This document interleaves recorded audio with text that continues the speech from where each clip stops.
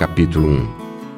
Mais de uma vez em minha vida acordei com a sensação de estar morto, mas nada me preparou para o começo da manhã de junho em que recobrei a consciência sentindo-me como que acorrentado a meu próprio cadáver. Toda a minha cavidade torácica parecia ter sido retirada e depois preenchida com cimento de secagem lenta. Eu ouvia minha respiração fraca, mas não conseguia inflar os pulmões. Meu coração parecia bater demais, ou muito pouco. Qualquer movimento, por menor que fosse, exigia preparação e planejamento. Exigia um esforço extenuante atravessar meu quarto de hotel em Nova York e chamar a emergência. Eles chegaram com muita rapidez e se comportaram com imenso profissionalismo e cortesia. Tive tempo de pensar em por que eles precisavam de tantas botas e capacetes e tanto equipamento pesado de apoio. Mas agora, repassando a cena, vejo-a como uma deportação gentil e firme, me levando do país dos saudáveis através da fronteira desolada que leva à terra da doença. Em poucas horas, depois de fazer muito trabalho de emergência em meu coração e meus pulmões, os médicos desse triste posto fronteiriço me mostraram alguns outros cartões postais de meu interior e disseram que minha parada seguinte imediata teria de ser em um oncologista. Algum tipo de sombra se projetava sobre os negativos. Na noite anterior eu havia lançado meu último livro num bem-sucedido evento em New Haven. Na noite daquela manhã terrível, deveria comparecer ao Daily Show com Jon Stewart, e depois ir a um evento com lotação esgotada no Centro Cultural 92N DSTY, para um debate com Salman Rushdie. Minha campanha muito breve de negação assumiu essa forma.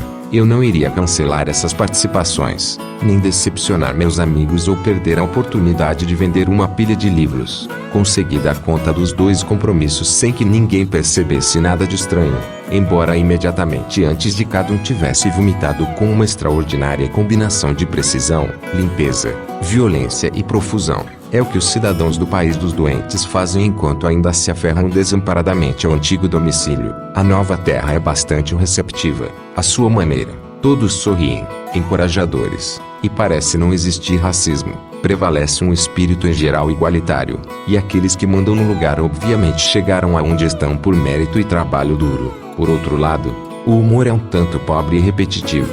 Parece que ninguém conversa sobre o sexo, e a cozinha é pior do que a de qualquer outro destino que já visitei. O país tem idioma próprio, uma língua franca que consegue ser ao mesmo tempo insensível e difícil, e que contém nomes como ondansetrona, uma medicação contra náusea, bem como alguns gestos perturbadores aos quais é preciso se acostumar. Por exemplo, um profissional que você vê pela primeira vez pode, de repente, enfiar os dedos em seu pescoço.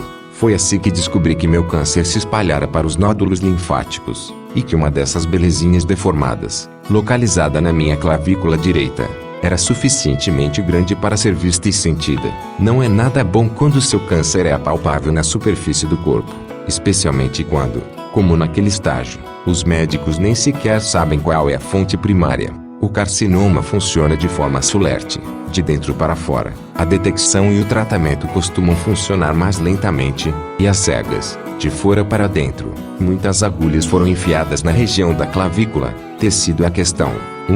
É um grande lema no idioma local de Tumorlândia e fui informado de que os resultados da biópsia poderiam demorar uma semana. O exame das células escamosas cheias de câncer que esses primeiros resultados revelaram demorou bem mais do que o previsto até revelar a verdade desagradável. A palavra metástase no relatório foi a que primeiro atraiu meu olhar e minha audição. O alienígena colonizar um pedaço do meu pulmão, bem como um pedaço do meu nódulo linfático, e sua base de operações original estava localizada, ou estivera por algum tempo, no esôfago. Meu pai tinha morrido, e muito rapidamente, de câncer de esôfago. Ele tinha 79, eu tenho 61. Se a vida é uma espécie de corrida, eu me tornei finalista de forma bastante abrupta. A famosa teoria dos estágios de Elizabeth Kubler-Ross, segundo a qual a pessoa evolui da negação para a raiva, depois avança para a depressão até finalmente chegar ao êxtase da aceitação. Até agora não se aplicou ao meu caso. De certa forma, imagino, passei algum tempo em negação, conscientemente queimando a vela nas duas pontas e descobrindo que isso com frequência produz uma luz adorável. Mas por essa razão não consigo me ver socando a testa, em choque, nem me ouvir gemendo que tudo é tão injusto. Tenho provocado a ceifadora a brandir a foice na minha direção, e agora sucumbi a algo tão previsível e banal que entendi até mesmo a mim. A raiva estaria fora de questão pelo mesmo motivo. Em vez disso, sinto-me muito oprimido pela persistente sensação de desperdício. Eu realmente tinha planos para minha próxima década, e achava que tinha dado duro o bastante para merecer. Não vou viver para ver meus filhos se casando, para assistir ao World Trade Center se erguendo novamente, para ler, ou quem sabe escrever, os obituários de velhos vilões como Henrique Singer e Giuseppe Ratzinger. Compreendo, porém, esse tipo de não pensamento exatamente pelo que é, sentimentalismo e autopiedade. Meu livro entrou na lista dos mais vendidos no dia em que recebi o pior dos boletins noticiosos. E por acaso o último voo que fiz como pessoa presumivelmente saudável, para encontrar uma bela e grande plateia na Feira de Livros de Chicago, foi aquele que me tornou dono de 1 milhão de milhas da United Airlines, podendo desfrutar de upgrades gratuitos pelo resto da existência. Mas ironia é o meu negócio, e simplesmente não consigo ver ironias nisso tudo. Seria menos pungente descobrir o câncer no dia em que minhas memórias fossem classificadas como um fracasso memorável ou no dia em que me enxotassem de um voo na classe econômica. A pergunta cretina por que eu? O Cosmos mal tem o trabalho de responder, por que não? Então, vamos ao estágio de barganha.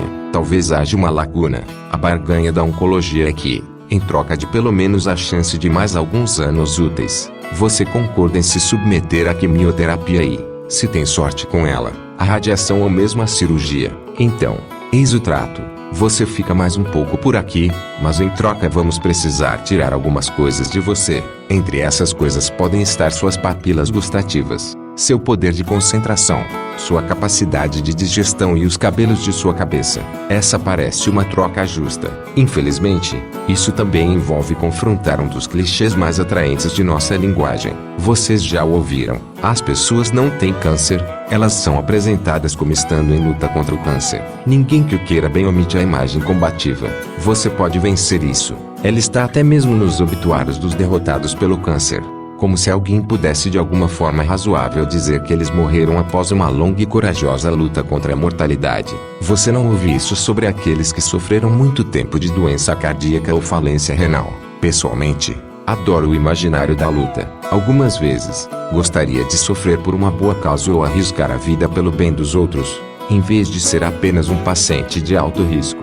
Mas permita-me informá-la de que ao se sentar numa sala com um grupo de outros finalistas, quando pessoas gentis ligam uma enorme bolsa transparente de veneno ao seu braço, quando você lê ou não lê um livro enquanto o saco de veneno gradualmente se esvazia em seu sistema circulatório, a imagem do soldado ou revolucionário heróico é a última coisa que lhe ocorre. Você se sente atolado em passividade e fraqueza, dissolvendo-se em impotência como um cubo de açúcar na água. Esse quimio-envenenamento é uma coisa. Ele me fez perder cerca de 7 quilos, mas sem fazer com que me sentisse mais leve. Eliminou um horrendo problema de pele em minhas canelas que médico algum jamais soube identificar. Quanto mais curar, deve ser um senhor veneno para, sem esforço, ter eliminado aqueles furiosos pontos vermelhos. Então, por favor, que ele seja igualmente tão malvado e impiedoso com o alienígena e suas colônias que se espalham pela zona morta. Mas em oposição a isso, a coisa de lidar com a morte e a coisa de preservar a vida também me deixaram estranhamente neutro.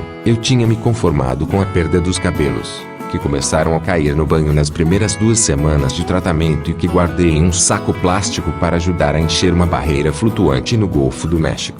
Mas não estava preparado para o modo como minha lâmina, de repente, começou a escorregar pelo meu rosto sem encontrar barba, ou para o modo como meu novo lábio superior, suave, começou a dar a impressão de eu ter me submetido a uma depilação, tornando-me parecido com a tia solteirona de alguém. Os pelos do peito, que outrora fizeram sucesso em 2 continentes, ainda não desapareceram, mas tantos deles foram raspados para várias incisões hospitalares que a área já é uma concha de retalhos. Eu me sinto perturbadoramente desnaturado. Se Penélope Cruz fosse uma de minhas enfermeiras, nem sequer perceberia. Na guerra contra Thanatos, se é que podemos chamar isso de guerra, a perda imediata de Eros é um enorme sacrifício inicial. Essas são minhas primeiras reações Cruz a ter adoecido. Em silêncio, estou decidido a resistir corporeamente o melhor possível, mesmo que apenas de modo passivo, e a buscar ajuda mais avançada. Meu coração, minha pressão sanguínea e muitos outros registros estão novamente fortes.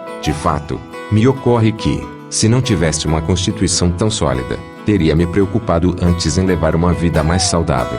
Contra mim está um alienígena cego e sem emoções, animado por alguns que há muito me desejam mal. Mas do lado da continuidade de minha vida está um grupo de médicos brilhantes e devotados. Mais um número impressionante de grupos de oração. Sobre ambos espero escrever da próxima vez se, como meu pai invariavelmente dizia, eu for poupado.